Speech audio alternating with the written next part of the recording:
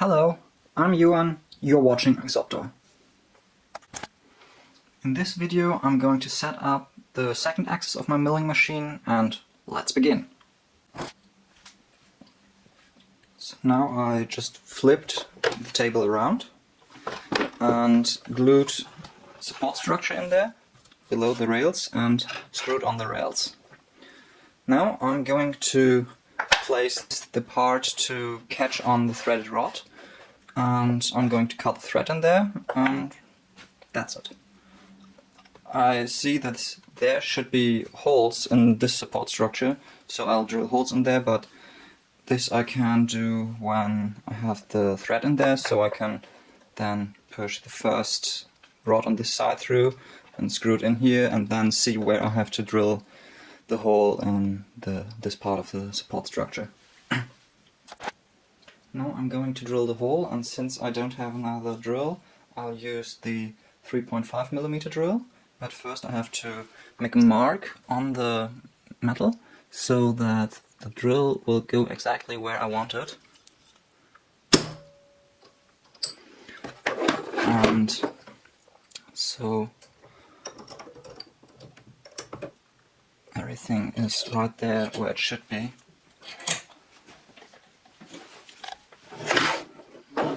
Some oil for coolant and lubricant.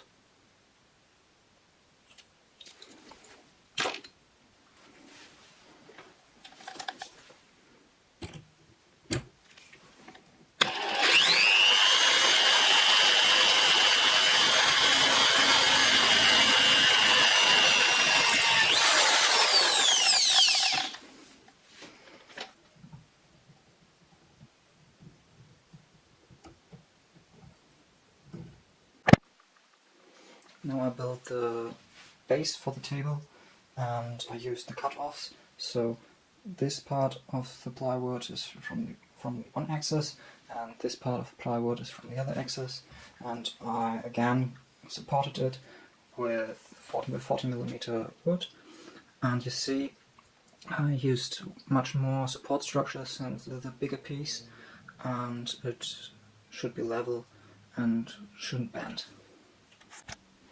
So on this part I've done exactly the same steps as on the first part. I glued a support structure under it, I mounted the rails parallel, and I mounted the screw stuff. And that's it. And now we're going to mount this part with the base of the whole assembly. So now it's time for mounting, and I made sure that these sliders are parallel to these edges, so that if it slides it won't go over the edge and crash into the stuff that might be sitting near to it. So let's start screwing. Now this time I've done exactly the same steps as before, but for the second axis, and now I also know how I'm going to call my axis. This will be Z direction and this will be Y direction. I built another stepping motor driver into the circuit and I installed it, but this time inside the ground table. And I had some problems with getting the rod aligned, but then I figured out this time the rod was so short that I had not to put a fixture on this end to stabilize it, since the rod was short, as I said, and it wasn't bendy, so it didn't wiggle around and it works.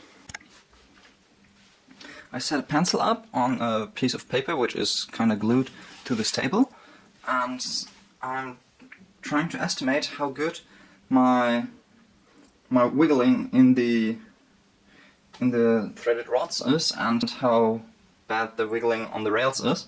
So I wrote a program that should move the table in one direction, in the other direction, then backwards, and then back to the beginning.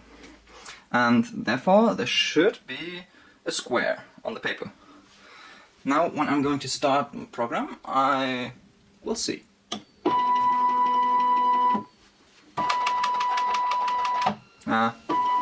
does it again when I point this pencil on there. My whole apparatus gets unstable, so I have to press it down.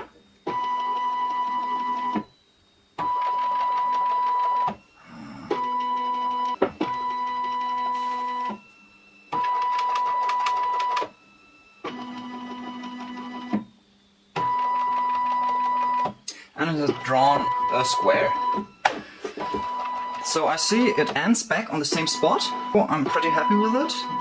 And if I wiggle it, it wiggles pretty much, but if I do it with a pencil, it only draws like 2 mm wide lines, and that's what I wanted to achieve. Tolerance of 2 mm. So that's fine. So now, since I have my first two axes set up, I'm now going to begin the third axis, the z-axis, which will move this direction. And therefore I will have to build a bridge over here, and there will be the z-axis on it, which will move up and down. I hope you enjoyed. I'm Johan. See you next time.